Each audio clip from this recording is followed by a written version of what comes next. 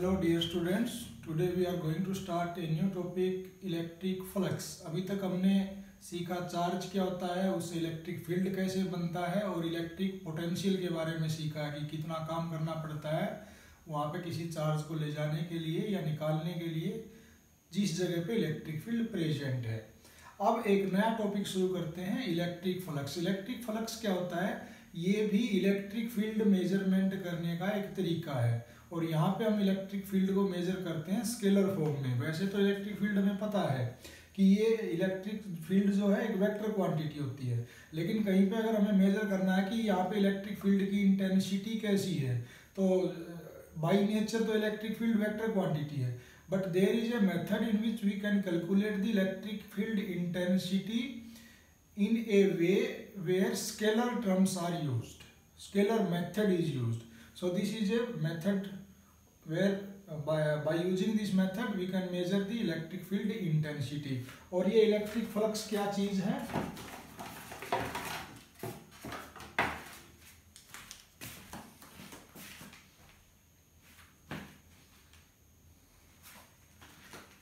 Electric flux क्या चीज है?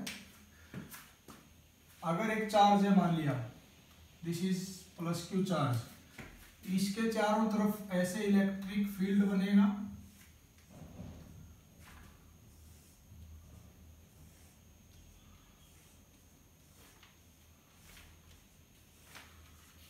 मुझे ये पता करना है कि किसी भी लोकेशन पे इलेक्ट्रिक फील्ड की इंटेंसिटी क्या है। तो इस इलेक्ट्रिक फील्ड की इंटेंसिटी को मेजर करने के लिए हम एक टर्म यूज करेंगे जिसकी हेल्प से हम इलेक्ट्रिक फील्ड की इंटेंसिटी को निकाल सकते हैं, और वो है इलेक्ट्रिक फ्लक्स। इलेक्ट्रिक फ्लक्स क्या कहता है कि जहां पर भी आपको इलेक्ट्रिक फील्ड की इंटेंसिटी पता करनी है, उस एरिया में, उस पॉइंट पे, वहां पे एक ऐसे एरिया बनाइए जिसके अंदर ये पॉइंट आ जाए। तो ये मैंने क्या बनाया, जैसे एक सर्कल होता है, उस सर्कल को मैंने इसके सामने रख दिया इस एरिया पे। तो यहाँ पे इस एरिया के अंदर जितनी नंबर ऑफ लाइंस आई हैं, ये नंबर ऑफ लाइंस क्या रिप्रेजेंट करती हैं? Electric flux. अगर इसी सेम एरिया को मैं यहाँ पे रखता हूं, इतना ही सरफेस एरिया है इसका भी, सर्कल का भी, तो यहाँ पे नंबर ऑफ लाइंस कितनी आई है? यहाँ पे तो नंबर ऑफ लाइंस 2 आई है, यहाँ पे तो नंबर ऑफ लाइंस 3 थी। तो यहाँ से क्या प्रूफ होता है? जहां नंबर ऑफ लाइंस ज्यादा थी वहां इलेक्ट्रिक फील्ड की इंटेंसिटी भी ज्यादा है। जहां नंबर ऑफ लाइंस कम है, इसका मतलब यहाँ पे इलेक्ट्रिक फील्ड की इंटेंसिटी भी कम है। कब? जब ये दोनों सरफेस एरिया तो सेम है जो हमने यूज किए हैं। तो एक दूसरी बात यहाँ से क्या प्रूफ होगी कि जहां पे इलेक्ट्रिक फील्ड इंटेंसिटी ज्यादा होगी वहां पे इलेक्ट्रिक फ्लक्स भी ज्यादा होगा, number of lines will be more. जहां पे इलेक्ट्रिक फील्ड कम होगा वहां पे इलेक्ट्रिक फ्लक्स विल भी कम होगा, because here number of lines are less. एक दूसरी सिचुएशन क्या हो सकती है कि आप इलेक्ट्रिक फील्ड मेजर करते हो, इंटेंसिटी को मेजर करते हो। आप क्या कर रहे हो, एक बार छोटा एरिया ले रहे हो, मान लिया ये स्मॉल एरिया, तो इसमें दो इलेक्ट्रिक फील्ड लाइंस क्रॉस करती हैं।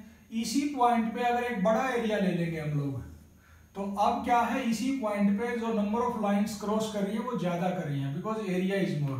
तो इसका मतलब इलेक्ट्रिक फ्लक्स जो है वो किस किस पे डिपेंड करता है? वो एक तो डिपेंड करता है कि इलेक्ट्रिक फील्ड ज्यादा है या कम है, दूसरा ये डिपेंड करता है एरिया पे कि आपने एरिया छोटा लिया है या बड़ा लिया है। तो ये दोनों सिचुएशन में एक बार दोबारा बता देता हूँ।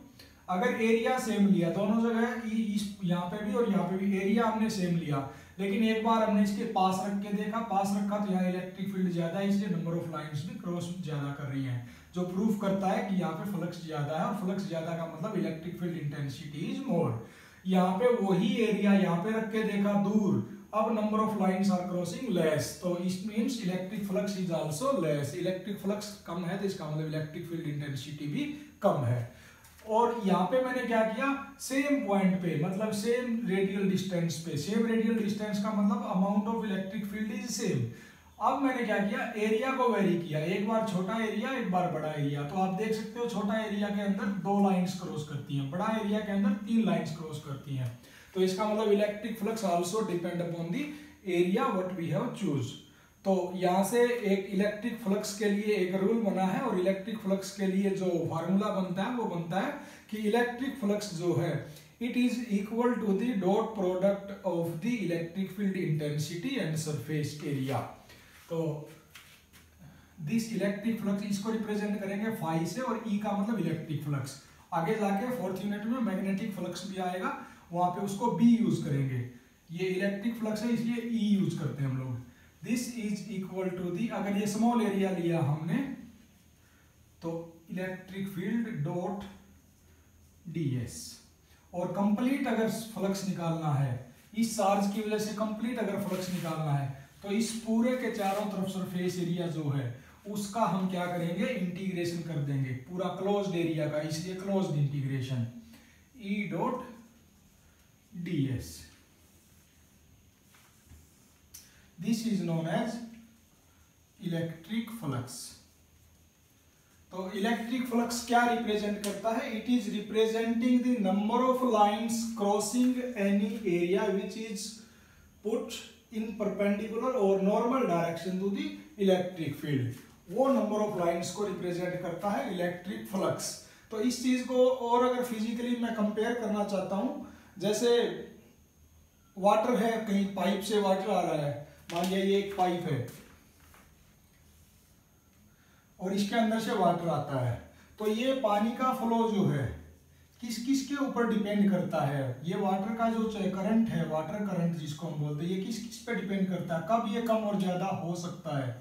एक तो अगर इस पाइप में सब कुछ सेम है, वाटर की वेलोसिटी को अगर हम बढ़ा देंगे तो उससे क्या होगा, अमाउंट ऑफ वाटर डिस्चार्ज क्या होगा, इंक्रीज हो जाएगा। दूसरा क्या हो सकता है, वेलोसिटी को हम चेंज नहीं करना चाह रहे, लेकिन ये पाइप जो है मोटा ले लिया, बड़ा ले लिया, तो फिर भी क्या होगा, उस सिचुएशन में भी क्या होगा, ये भी फिर उस सिचुएशन में भी amount of water discharge will increase. तो जैसे यहाँ पे v का मतलब वेलोसिटी ऑफ वाटर, ऐसे ही इस केस में हमारे एक्चुअल केस में e के बराबर है, और ds यहाँ पाइप का एरिया है, और यहाँ ds जो हमने लिया है ये एक इमेजिनरी एरिया लिया है कि आप इस एरिया को अलग अलग जगह रख के देखिए नंबर ऑफ लाइंस कितनी क्रॉस होती हैं, उसी को हम इलेक्ट्रिक फ्लक्स बोलते हैं। तो यहाँ पे इलेक्ट्रिक फ्लक्स के सिमिलर यहाँ पे क्या, डिस्चार्ज, वाटर का डिस्चार्ज, और वो किस पे डिपेंड करता है, वेलोसिटी और सरफेस एरिया, मतलब जो जिस एरिया में से ये जा रहा है उस पे डिपेंड करता है। तो ऐसे ही ये इलेक्ट्रिक फ्लक्स क्या है, जहां जैसे यहाँ पे ये डिस्चार्ज है, ऐसे यहाँ पे number of electric field lines को रिप्रेजेंट करता है, और ये डिपेंड करता है कि कितनी इंटेंसिटी है, कितना इंटेंस है चार्ज, कितना स्ट्रॉन्ग है जो उसके चारों तरफ इलेक्ट्रिक फील्ड बना है, दूसरा आपने कितना एरिया लिया है। तो ऐसे हम इलेक्ट्रिक फ्लक्स को निकाल सकते हैं। अब इलेक्ट्रिक फ्लक्स में कुछ और सीखने की जो चीज है कि अब मैंने इसको स्केलर क्यों बोला, एक तो फिजिकली देखने से समझ में आ रहा है, it represent number of lines, यहाँ पे किसी डायरेक्शन की बात नहीं है, तो एक तो फिजिकली देखते ही हमारे को समझ में आ गई ये बात। दूसरा, हम इसको क्यों बोलते हैं स्केलर, इसको मैथमेटिकली भी प्रूफ कर सकते हैं। जैसे आपने सीखा है work is equal to force dot product of displacement. Force भी वेक्टर क्वांटिटी है और डिस्प्लेसमेंट भी वेक्टर क्वांटिटी है, लेकिन उन दोनों का डॉट प्रोडक्ट जो है वो एक स्केलर क्वांटिटी देता है। वर्क जो है ये एक स्केलर क्वांटिटी होती है, फोर्स और डिस्प्लेसमेंट दोनों वेक्टर क्वांटिटी होती हैं। तो जब दो वेक्टर क्वांटिटी का डॉट प्रोडक्ट करते हैं तो उससे एक ऐसी क्वांटिटी जनरेट होती है which is scalar in nature. यहाँ पे भी डॉट प्रोडक्ट है ई का और ds मतलब एरिया का। अब इलेक्ट्रिक फील्ड तो वेक्टर क्वांटिटी है, आपको अभी अभी लास्ट इसी यूनिट में 12th क्लास में आने के बाद मैंने बता दिया कि ये इलेक्ट्रिक फील्ड जो है वेक्टर क्वांटिटी है। एरिया वेक्टर क्वांटिटी है, ये आपने 11th क्लास में स्टडी किया है, अगर नहीं जानते तो मैं बता देता हूँ। फिर भी कोई भी एरिया जो होता है, जैसे ये है, इसकी ये लेंथ है, ये विड्थ है, इसका अगर एरिया निकालना है तो कैसे निकालोगे, लेंथ इंटू विड्थ, लंबाई गुना चौड़ाई जिसको हम बोलते हैं। और ये क्या किया आपने, ये किया आपने क्रॉस प्रोडक्ट, और ए क्रॉस बी आपने सीखा होगा 12th क्लास में। अगर हम क्रॉस प्रोडक्ट करते हैं तो एक ऐसी थर्ड वेक्टर जनरेट होता है, वेक्टर क्वांटिटी जनरेट होती है जिसकी डायरेक्शन इन दोनों के परपेंडिकुलर होगी। अगर ए एक्स एक्सिस पे है, बी वाई एक्सिस पे है, तो सी की डायरेक्शन जेड एक्सिस पे होगी, तो वहां पे बनता है एक एरिया जो है वेक्टर क्वांटिटी। अगर ये लेंथ इधर है एक्स एक्सिस, ये विड्थ मान लिया वाई एक्सिस के अलोंग है, तो एरिया की डायरेक्शन जो है जेड एक्सिस के अलोंग हो जाएगी आउटवर्ड टू दिस प्लेन। तो area itself is a vector quantity, और एरिया की जो डायरेक्शन होती है वो हमेशा जो उसकी लंबाई और चौड़ाई उन दोनों के परपेंडिकुलर होता है। तो ये याद रखना, एरिया भी वेक्टर क्वांटिटी है। तो ये दो वेक्टर क्वांटिटी का डॉट प्रोडक्ट है, इसलिए this is a scalar quantity.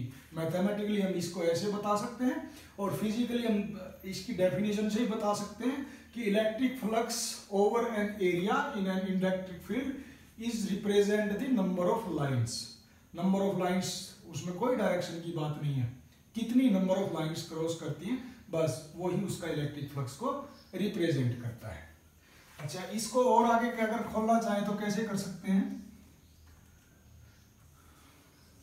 Dot product को अगर हम खोलते हैं तो ऐसे लिखते हैं a dot b is equal to a b cos theta, तो E d s cos theta, where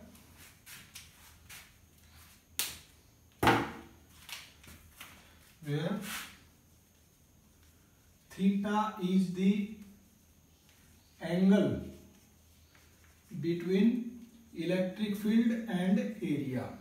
electric field की जो डायरेक्शन होगी और एरिया की जो डायरेक्शन होगी, उन दोनों डायरेक्शन के बीच का जो एंगल है वो थीटा होता है। एरिया की क्या डायरेक्शन होती है मैंने बता दिया, जो भी एरिया जिस भी, अगर ये प्लेन ऐसा है तो इस इन दोनों के परपेंडिकुलर लेंथ के भी और विड्थ के भी, ये जेड एक्सिस, तो इन दोनों के बीच में इलेक्ट्रिक फील्ड और एरिया के ऊपर जो नॉर्मल है जिसको हम डायरेक्शन रिप्रेजेंट करते हैं, उन दोनों के बीच में जो भी डायरेक्शन होगी वो वहां पे क्या बोलेंगे? थीटा बोलेंगे। जैसे इसी केस में अगर थीटा की बात करें तो क्या होगा? ये इलेक्ट्रिक फील्ड इधर गया और ये एरिया मैंने इसके परपेंडिकुलर रखा है, एक सर्कल को ऐसे इसके सामने रखा है, तो इस पे परपेंडिकुलर तो ऐसे होगा, इलेक्ट्रिक फील्ड भी उधर जा रहा है और इसका नॉर्मल भी उधर है, तो यहाँ पे थीटा की वैल्यू क्या होगी? यहाँ पे थीटा की वैल्यू 0 डिग्री होगी।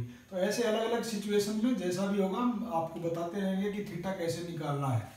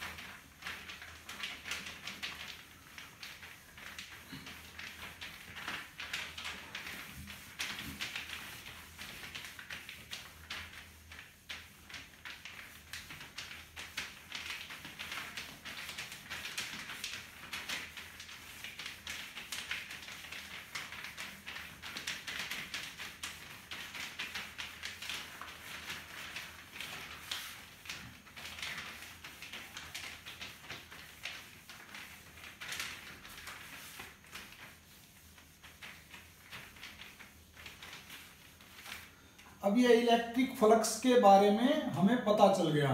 अब इस इलेक्ट्रिक फ्लक्स को लेके गॉस ने एक लॉ बनाया जिसको हम गॉस थ्योरम और गॉस लॉ भी बोलते हैं इन इलेक्ट्रोस्टैटिक्स। इसने क्या बताया था कि अगर कोई चार्ज है, उस चार्ज के चारों तरफ एक जो इलेक्ट्रिक फील्ड बनता है, मान लीजिए ये दिस इज ए चार्ज और इसके चारों तरफ ये इसका इलेक्ट्रिक फील्ड बन गया ऐसे,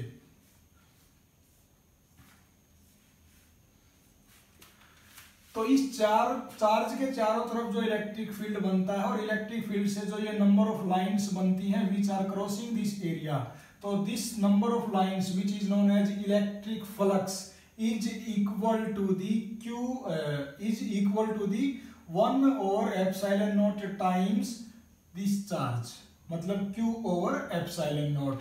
अगर यहाँ पे वैक्यूम है तो, अगर वैक्यूम को छोड़ के कोई और मटेरियल है तो उस मटेरियल में हम क्या लिखते हैं? Q over epsilon. तो सबसे पहले गॉस ने क्या बताया कि सरफेस इंटीग्रल, क्योंकि अब इसको हम ऐसा भी लिख सकते हैं ना इलेक्ट्रिक फ्लक्स को, E dot D S what it represent? Surface integral of electric field due to a charge in vacuum is equal to the Q over epsilon nought, या इसको ऐसे बोल देंगे 1 over epsilon naught times the charge. This is known as Gauss law या Gauss theorem. तो ये Gauss की theorem थी और ये जो चीज रिप्रेजेंट करती है ये रिप्रेजेंट करती है इलेक्ट्रिक फ्लक्स को।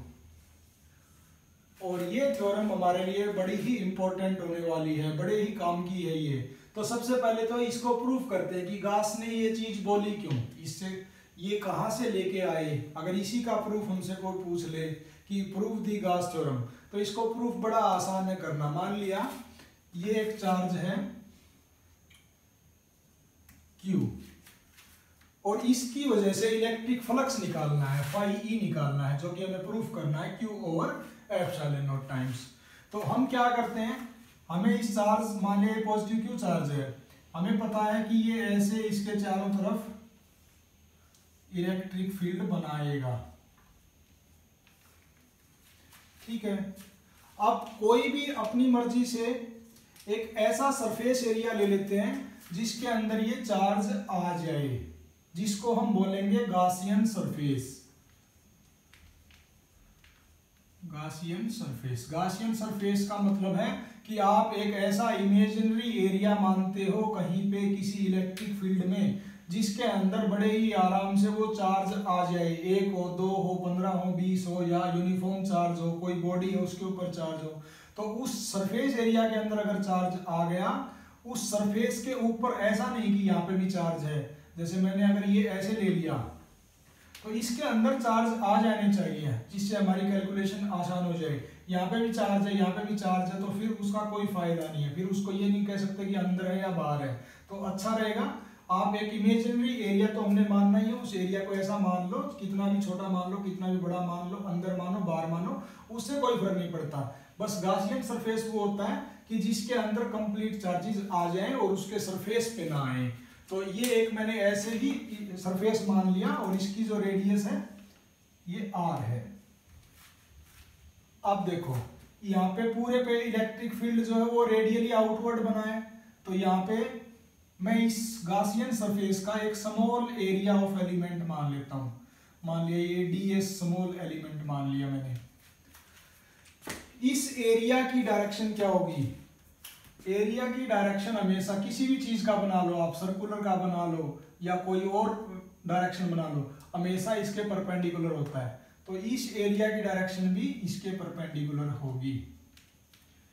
इलेक्ट्रिक फील्ड की डायरेक्शन क्या है, this is also radially outward, तो यहाँ पे इलेक्ट्रिक फील्ड की डायरेक्शन भी रेडियली आउटवर्ड है। तो दोनों के बीच में एंगल कितना है, थीटा 0 डिग्री। तो इसको यूज करते हैं। अब पहले ये लेफ्ट हैंड साइड ले लेते हैं, इलेक्ट्रिक फ्लक्स निकालते हैं और प्रूफ करके देखते हैं कि इतना आता है क्या। E dot ds, electric field E ds, ये small area into cos theta. तो E और ds, इलेक्ट्रिक फील्ड की भी यही डायरेक्शन, ds की भी यही डायरेक्शन, तो दोनों के बीच एंगल कितना 0 डिग्री। तो कोस 0 कितना हो जाएगा 1, E ds cos 0 this is equal to 1। तो ये बच गया E ds। अब डॉट नहीं बोलना है क्योंकि डॉट हमने हटा दिया है।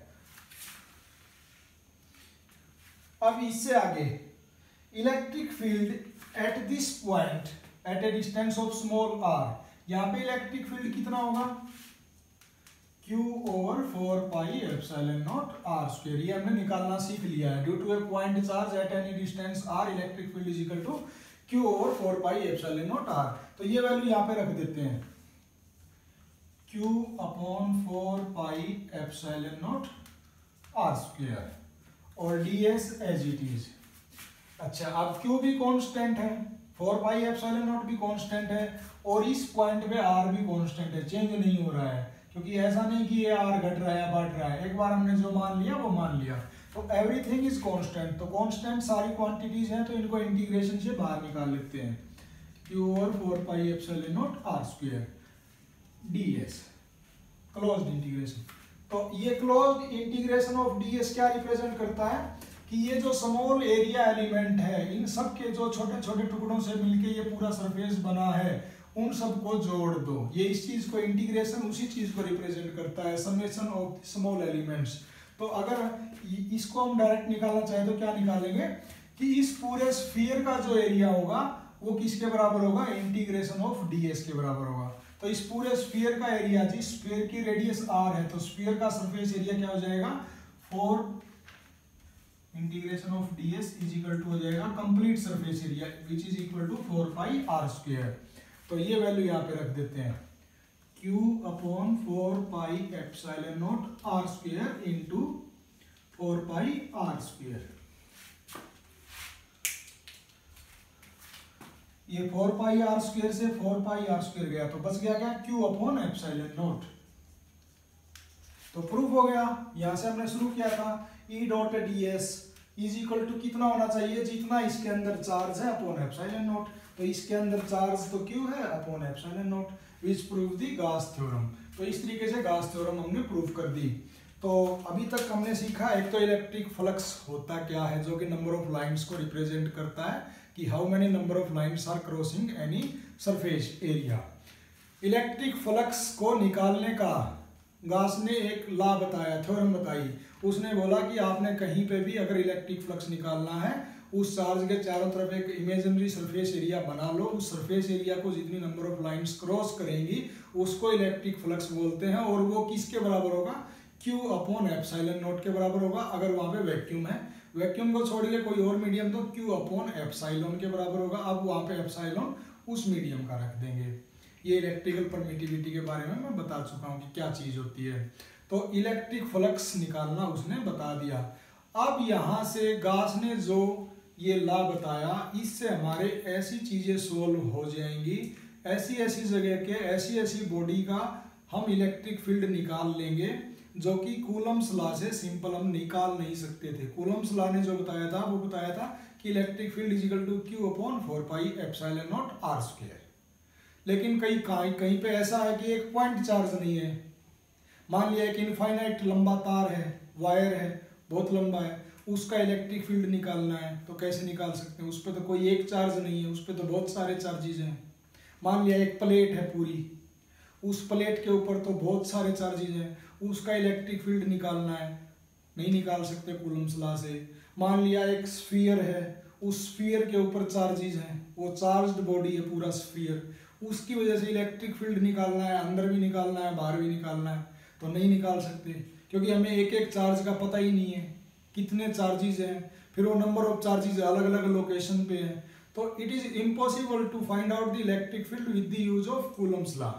तो अब गाउस थ्योरम को हम यूज करके इलेक्ट्रिक फील्ड निकाल सकते हैं इस टाइप की कॉम्प्लिकेटेड सिचुएशन में भी। तो अब हम 1 बाय 1 यूज करेंगे इसको। सबसे पहले हम निकालेंगे electric field intensity due to an infinitely long charged wire. एक बहुत लंबा वायर है, उसकी वजह से इलेक्ट्रिक फील्ड कितना बनता है वो निकालेंगे। अब इसको जहां पे भी यूज करना है, एक बात आप हमेशा याद रखना कि ये ds जो एरिया ले रहे हो, इसको लेना तो अपनी मर्जी से है, लेकिन इस तरीके से लेना है कि हमारी लाइफ जो है कॉम्प्लिकेटेड ना बन जाए, हमारी कैलकुलेशन इजी रहेगी, तो भी हम आराम से ये इंटीग्रेशन कर पाएंगे। तो इसको लेने में हमें बड़ा ही अच्छे से दिमाग लगाना है, आराम से लेना है, तभी हम इसको इंटीग्रेट करेंगे और वैल्यू आएगी, उसको Q अपॉन एप्सिलॉन नॉट के बराबर रख देंगे तो इलेक्ट्रिक फील्ड आएगा। Okay, we are going for infinite wire.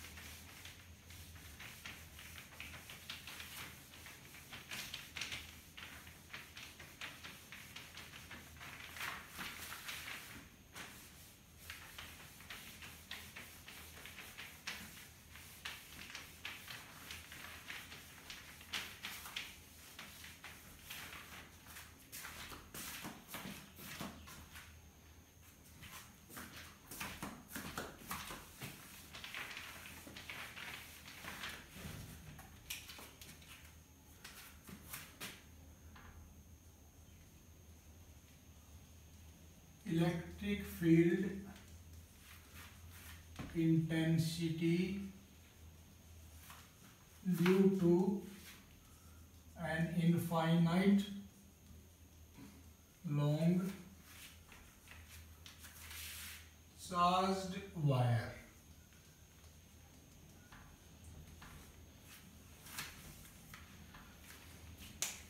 मान लिया ये एक वायर है, बहुत ही लंबा, इनफाइनाइट, पता ही नहीं इसकी टोटल लेंथ कहां से शुरू है कहां पे खत्म है, और इसके ऊपर चार्ज है मान लिया ऐसे दे रखा है, माइनस भी ले सकते हैं, ये प्लस प्लस मान लिया ऐसे चार्ज दे रखा है। सिर्फ हमें एक बात का पता है कि इसके ऊपर चार्ज पर यूनिट लेंथ जो है, जिसको हम लीनियर चार्ज डेंसिटी, लीनियर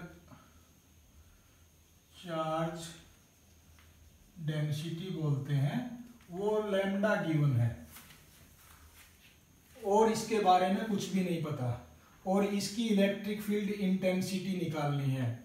तो अब हम क्या कर सकते हैं कि अकॉर्डिंग टू गॉस थ्योरम हम ये अप्लाई कर सकते हैं कि E dot D S is equal to Q upon epsilon naught. E निकालना है, ds क्या लें नहीं पता हमें, उसको q अपॉन एप्सिलॉन नॉट के बराबर रखेंगे। लेकिन अब प्रॉब्लम ये है, ये तो चीज निकालनी है, ठीक है, q भी जैसे तैसे करके निकाल सकते हैं कि total charge is equal to lambda into total length. तो टोटल चार्ज निकालना, टोटल लेंथ को उसके साथ मल्टीप्लाई करना, तो टोटल तो इनफाइनाइट है, दैट विल बी यूजलेस। तो एक पर्टिकुलर लेंथ लेंगे, उसके अंदर ही हम काम करेंगे। अब प्रॉब्लम ये है कि ये ds सरफेस एरिया कौन सा ले, इसके चारों तरफ एरिया कैसे बनाएं, स्फीयर बनाएं, सिलेंडर बनाएं, या कुछ और भी आप सजेस्ट कर सकते हो क्या बनाएं। तो उसके लिए पहले क्या देखते हैं, पहले ये देखते हैं सिर्फ कि इस इलेक्ट्रिक फील्ड की डायरेक्शन क्या होगी, इसका जो इलेक्ट्रिक फील्ड आने वाला है उसकी डायरेक्शन क्या होगी, सिर्फ डायरेक्शन। इंटेंसिटी उसका मैग्नीट्यूड हम निकालेंगे, वो तो हमने इसमें निकालना ही है, सिर्फ पहले डायरेक्शन पे फोकस करते हैं और डायरेक्शन के बिहाफ पे फिर सरफेस एरिया को डिसाइड करेंगे। तो मान लिया ये दो पॉइंट ले लेते हैं, this is point 1 P, this is point 2 Q। ऐसे ही इमेजिनरी मान लिया यहाँ पे O पॉइंट पे ओरिजिन है, इतना ही दूर P है, इतना ही दूर यहां से Q है, और इससे ऐसे एक पॉइंट मान लिया C। इस पॉइंट पे इलेक्ट्रिक फील्ड इंटेंसिटी P की वजह से क्या होगी, हमने क्या सीखा, ये एक पॉइंट है, ये एक पॉइंट है, इस पॉइंट चार्ज की वजह से यहाँ पे इलेक्ट्रिक फील्ड क्या होगी, रेडियल डायरेक्शन में होगी। अगर ये पॉजिटिव है तो आउटवर्ड, और अगर ये नेगेटिव है तो इनवर्ड। तो इस पॉइंट से ये पॉइंट ऐसे रेडियली मिला देंगे,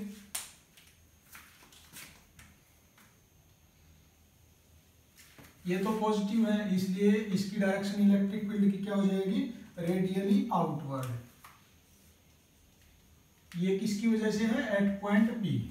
ऐसे ही Q जो पॉइंट हमने माना है, इसकी वजह से इलेक्ट्रिक फील्ड ये ऐसा जाएगा, और इसकी डायरेक्शन भी क्या होगी, क्योंकि ये भी पॉजिटिव है तो इसकी वजह से भी रेडियली आउटवर्ड।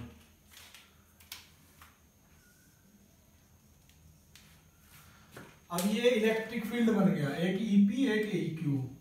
अगर ये एंगल थीटा है तो ये भी थीटा होगा, क्योंकि दोनों को सेम डिस्टेंस पे माना है। अब अगर ये थीटा है तो अपोजिट एंगल ये भी थीटा होगा, ये थीटा है तो ये 90 माइनस थीटा, और ये थीटा है तो ये भी थीटा, और ये 90 माइनस थीटा। तो इस EQ के भी दो कंपोनेंट होंगे, EQ cos 90 minus theta, EQ sin 90 minus theta. इसी तरीके से इस EP के भी दो कंपोनेंट होंगे, EP cos 90 minus theta and EP sin 90 minus theta. तो ये जो कंपोनेंट होंगे हॉरिजॉन्टल डायरेक्शन में, ये तो एक दूसरे से अपोजिट है बट सेम इन मैग्नीट्यूड है, तो कैंसिल हो जाएंगे। और ये जो कंपोनेंट होगा रेडियली आउटवर्ड, ये इसका भी ऐड हो जाएगा और इसका भी ऐड हो जाएगा, because both are acting in the same direction. तो इस पॉइंट पे इलेक्ट्रिक फील्ड क्या होगा, रेडियली आउटवर्ड। इन दो पॉइंट्स की वजह से। ऐसे ही दो पॉइंट और ले लेंगे, एक पॉइंट यहाँ ले लेंगे रेडियली आउटवर्ड, दो पॉइंट और ले लिए रेडियली आउटवर्ड, दो पॉइंट और। तो इस इनफाइनाइट पे ऐसे पेयर बना बना के, कितने भी पेयर बना ले हम, हर पेयर की वजह से इलेक्ट्रिक फील्ड जो बनेगा सिर्फ और सिर्फ रेडियली आउटवर्ड बनेगा। हॉरिजॉन्टल डायरेक्शन में इलेक्ट्रिक फील्ड का कोई भी कंपोनेंट नहीं होगा पूरी इनफाइनाइट वायर की वजह से।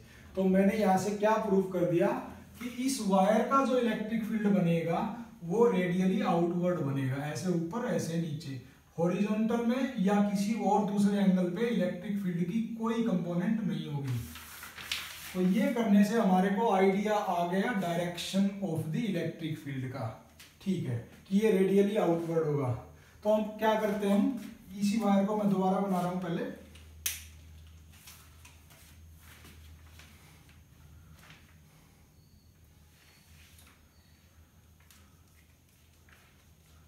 एक ऐसा सरफेस एरिया बना लेते हैं जो इसकी डायरेक्शन के साथ सुटेबल रहता है। अगर स्फीयर बना दिया है ऐसे, स्फीयर की तो हर तरफ डायरेक्शन होगी और इलेक्ट्रिक फील्ड की तो सिर्फ रेडियली आउटवर्ड है। तो क्या करते हैं, ऐसे एक सिलेंडर बना लेते हैं। एक सिलेंडर है, सिलेंडर के बीचों बीच जो एक्सियल लाइन होती है उस पे ये वायर रखा है मान लिया। तो ये सिलेंडर बना लिया,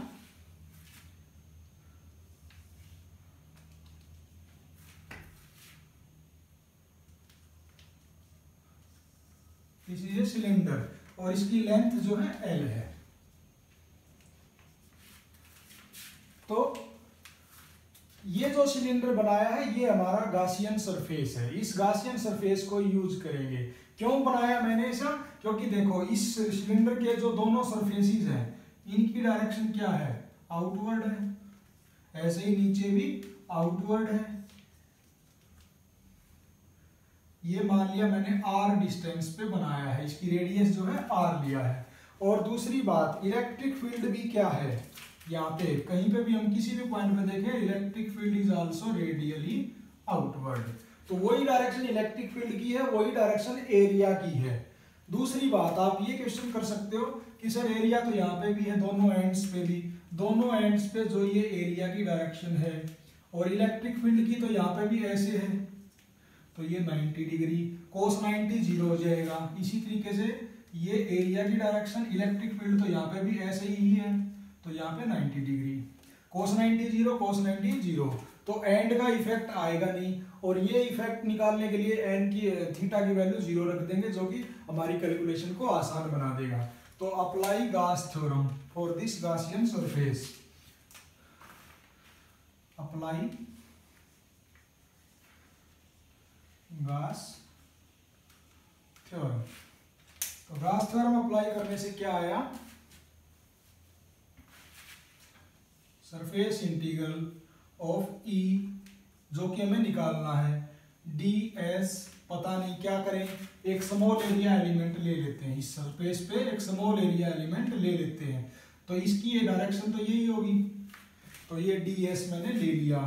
तो E डॉट ds को जब खोलेंगे तो क्या बनेगा, कोस थीटा। और थीटा क्या है, this is angle between electric field and and, दोनों के बीच एंगल कितना है, दोनों पैरेलली आउटवर्ड है, तो 0 डिग्री है। तो ये कोस 0 हो जाएगा। और इसको किसके बराबर रखना है, Q अपॉन एप्सिलॉन नॉट के, क्योंकि अकॉर्डिंग टू गास लॉ ये बोलता है। तो ये E ds cos 0 is equal to Q upon epsilon not. तो ये cos 0 तो बन गया 1, इलेक्ट्रिक फील्ड जो निकालना है उसको तो बाहर आ जाएगा, अंदर में ds is equal to Q upon epsilon naught. अब आप Q कैसे निकाल सकते हो, Q का मतलब क्या है, इस सरफेस एरिया के अंदर जितना चार्ज है, तो इस सरफेस अंदर एरिया के अंदर ये पूरा तो होलो है सिलेंडर, तो सिर्फ एक ये वायर है। अब ये वायर तो इनफाइनाइट लेंथ है, लेकिन हमें इसके अंदर अंदर का चार्ज निकालना है। तो इसके अंदर अंदर की लेंथ कितनी है, L है।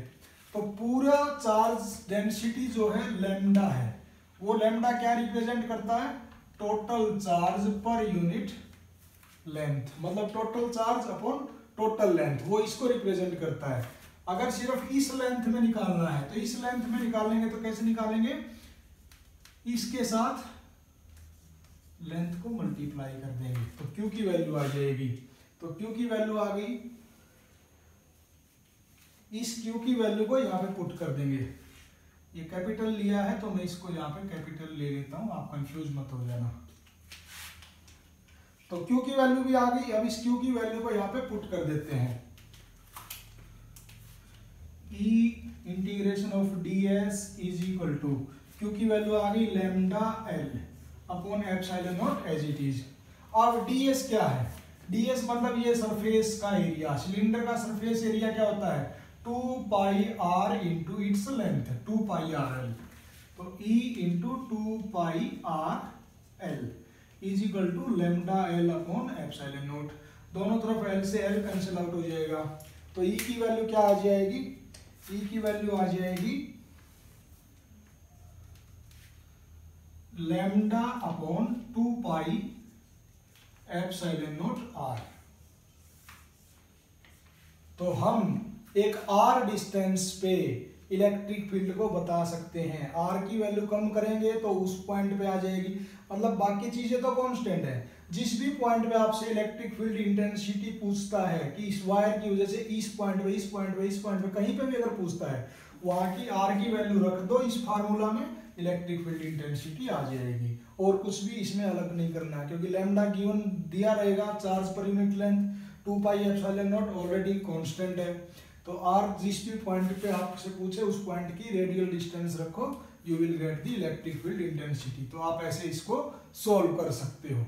Electric field intensity Coulomb's law apply करके निकालना इम्पॉसिबल था, क्योंकि यहाँ पे भी चार्ज है, यहाँ पे भी, हर जगह चार्ज है। किसका निकालें, कैसे निकालें, पॉसिबल नहीं था। तो गॉस लॉ ने इसको बड़ा ही इजी बना दिया। होप आपको समझ में आया होगा।